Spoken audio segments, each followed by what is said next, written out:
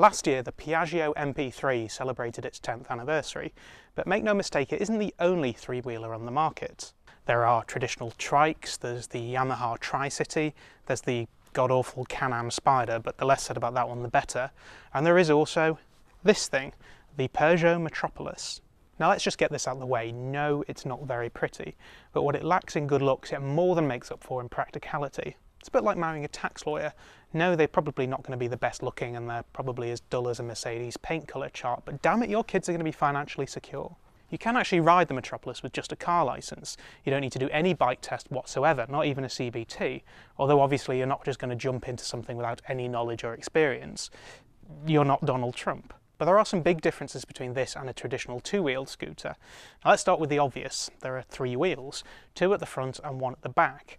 Although this doesn't ride like a quad bike, those two wheels at the front do tilt. Each wheel has what is essentially a smaller version of a Peugeot car suspension that is capable of tilting in tandem with the other, but you are able to lock the tilt at slower speeds so the bike can stand up upright without any assistance. Behind the metabolic styling is a half disc brake which has a kind of parking brake attached to it that stops the tilt.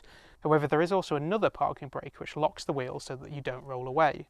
It's all a bit complicated, but what it essentially means is that you don't need to put your feet down at traffic lights, and it's a little bit more stable in sideways, but I'll get onto that more when I go out onto the roads. Now let's just touch on practicality. As standard, you get four main areas of storage. There is a small cubbyhole under the dash that is, like a Reggie Yates documentary, surprisingly deep, and also comes with a power adapter for charging your phone or sat-nav. Around your legs you have a large compartment for various things, and also a bag hook for, well, a bag. Under the seat there is a shallow compartment that is big enough for a laptop bag or a bit of shopping, and at the back is a deeper compartment that will comfortably take a full-face helmet. Now, this being a French bike, there is also the added party trick of the two main compartments being linked together so that you can fit, well, what else but your baguette from the morning trip to the boulangerie, or the co-op at the petrol station in this case. In terms of passenger comfort, there are pull-out footrests for a pillion and an adjustable bum rest and windscreen. All joking aside, my wife and I actually decided to take this through its homeland of northern France, and we were surprised how suited it was. The seat was comfortable throughout the trip, the parking brake and tilt lock meant that it was perfectly happy sat on the deck of the ship, the cubby holes were perfect for passports and paperwork, and the optional RAM mount meant that we never got lost thanks to our sat-nav. That extra wheel at the front provided stability against side winds, and the adjustable windscreen provided wind protection on the motorways. Frankly, I couldn't fault it, but we're not in northern France anymore, are we? We're in good old Blighty. So let's take it out on British roads and see if it feels as good. It doesn't take too long to start feeling very comfortable on this bike, but it does take a little bit of getting used to because it doesn't feel like you expect it to feel when you first throw your leg over it. Those two front wheels do tilt, but they don't tilt in the same way as on a traditional two-wheeled scooter, so you find yourself having to put in quite a bit of effort to get the bike over. But once you get out on the roads, you actually feel how comfortable this bike is, not just in terms of the big plushy seat with the bum rest and the adjustable windscreen, but also the 400cc engine is pretty good. It pulls pretty well, and this is a heavy bike. One thing that you notice when you're manually handling this bike is that if you didn't have that extra front wheel, it would be pretty awkward because it is heavy and it's also very long. I realise that a lot of people won't be able to get over the fact that it's not very pretty, but the thing is, it's interesting. If you're going to be ugly, at least be interesting, because then people will still come up to you and ask you about it. We've had so many people come and ask us about the bike and ask how it works, and to be honest, I got a lot more attention with this than I have on some of the other big bikes that I've been to, and sports bikes as well, because people can tend to be a little bit standoffish with sports bikes. With this, well, you're quite approachable, and it is interesting. One thing I can't quite get used to at the moment, in fact there's two things, is when you slow down, you do actually have a foot brake. Now that operates all three wheels together, but then you also have the handlebars which operate the front wheels and the back wheels independently. Now when I got this dropped off, the guy from Peugeot was saying that a lot of car drivers tend to use the foot brake because you can just drive this with a car license, but I don't like it. It feels a little bit like it's not really connected to anything, even though it is technically connected to all wheels.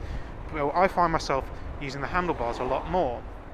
The other thing is, when you get below a certain speed, you can just lock the tilt so that you don't have to put your feet down, but when I do that, I find myself sort of going towards the curb a little bit, so usually I will just put my feet down. This bike is actually smaller than you feel that it is. You feel like you're on a much bigger bike, and sometimes that feels like you don't want to filter through traffic, when in actual fact, it would be perfectly fine doing that. It's very comfortable in the city. In fact, it's designed really for the city. It's called the Metropolis, after all. Setting the traffic lights here now, obviously I could just leave it loose, or I can lock the tilt, and at that point, oh, for some reason I've got the indicators on, I can just stand here, and I can also put the handbrake on because there is a separate indicator. Now it won't move at all. I can bring my feet up and just wait. Now I will have to take the handbrake off before I set off, but I don't need to actually undo the tilt lock, which I can do with this lever anyway, but it will unlock itself when I twist the grip. So if we wait here for the red light to change. So I'll take the handbrake off, twist the grip, and the tilt comes on. You won't be able to hear it, but it's beeping. There's a beep to warn you that the tilt is now on. And again, as we come up to these red lights, I will brake using the handbrakes. And this time I'm not going to lock it, I'm just going to use my feet and then set off again. Now there are moments where you're reminded that you're not on a traditional two-wheel scooter. One is with Roundabouts. Now, one thing you have to find yourself doing a lot is counter-steering. You're having to sort of push the handlebar down in the direction that you want to go, or well, on the opposite direction if you want to go, hence counter-steering. So it doesn't quite feel the same way as you'd expect it to feel on a two-wheel scooter, but it's actually very good for teaching you counter-steering, or at least putting into context what counter-steering is. The only thing is, though, that goes away completely at slower speeds, because at slower speeds, or with manual handling as well, the tilt actually isn't as much as you want it to be, or you realise that the bike is actually pretty heavy, in which case you find yourself turning the handlebars a lot more, and in which case it actually feels a lot like a quad bike. So you do have to sort of shift your driving style or your riding style a little bit, depending on what speed you're doing. Now thankfully, riding around on the Metropolis on British roads does actually feel as good as it did on French roads. The only thing is, I'm thinking with quite a practical cap on now. I could actually own one of these and feel myself living on it pretty comfortably. It'd be good to commute on, it's good to travel on, I can fit shopping in it, I can fit a sat-nav, there's good wind protection, there's all sorts. I've got a good comfortable pillion seat. Comfortable for me in my own bum, which definitely wasn't the case on the Ducati that I rode. But, well, what would happen, for example, if I was to jump straight off of this bike and onto a two-wheeler? Okay, so when I said jump straight off one bike and onto the other, what I actually meant was wait a couple months, grow a beard, and then do it. But no matter, that aside, I'm now the main Peugeot importer for the UK, and I've got, well, pretty much the entire Peugeot range at my disposal, so you can't say it wasn't worth the wait. Now, I've got a few options available to me, but for this test I think it's probably better if I stick to a bike that I know, and seeing as my beloved little Django is here, I think it's about time we got reacquainted and see if it still feels as good after riding the three-wheeler. I am actually very happy to be back on the Django. I've missed this little thing. And I'm actually riding the 125cc version here rather than the 150 that I had in the earlier test. And I'm actually quite happy with how plucky the engine is. In the other test I did actually say that the 150 was the one to have, and I probably still stand by that, but it's been quite comfortably sitting at 60 miles an hour, even in a headwind, which, I've got to say, that's quite impressive.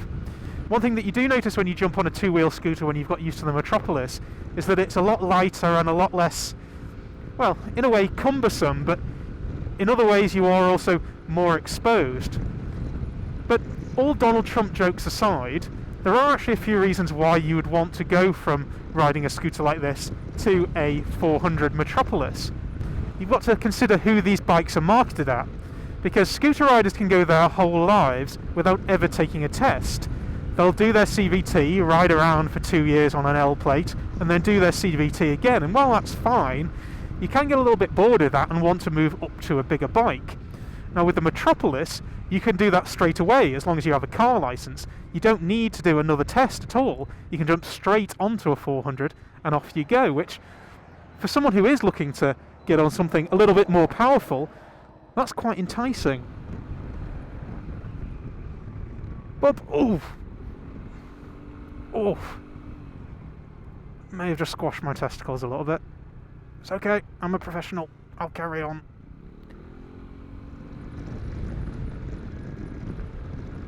As a little side note, I'm on now quite a big A road, and I'm still impressed with the 125 engine in this Django.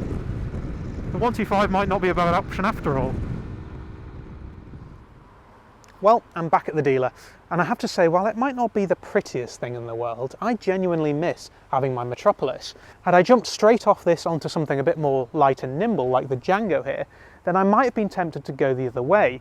But after a couple of months and riding bigger bikes in between, I find myself going back to the three-wheeler, which I wasn't really expecting.